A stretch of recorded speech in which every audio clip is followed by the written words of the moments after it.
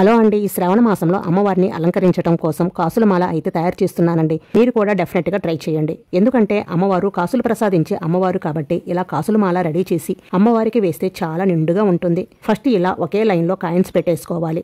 రెండు వైపులా ఇలా కాయిన్స్ పెట్టేసుకోవాలి. తర్వాత ప్లాస్టర్ తీసుకొని ఈ కాయిన్స్ మీద ఇలా అంటించేసుకోవాలి. సో ఇలా అంటించుకోవటం వలన కాయిన్స్ మూవ్ అవ్వకుండా ఉంటాయి. ఇలా రెండు తీసుకున్నాను అనమాట.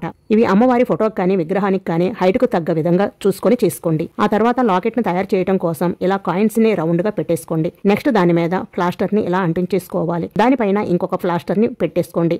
ఎక్స్ట్రా ప్లాస్టర్ ని కట్ చేసేసుకోండి. మనకి లాకెట్ అనేది తయారైపోయింది. ఇది చిన్నపిల్లలు కూడా చేయొచ్చండి.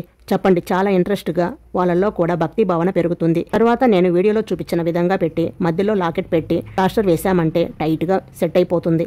ఇలా చూస్తుంటేనే ఎంత అందంగా ఉందో, వేస్తే ఇంకా బాగుంటుంది. ఈ వీడియో ఉపయోగపడే వారికి షేర్ చేయండి. వీడియో నచ్చితే లైక్, షేర్, సబ్స్క్రైబ్ చేసుకోండి. Thank you.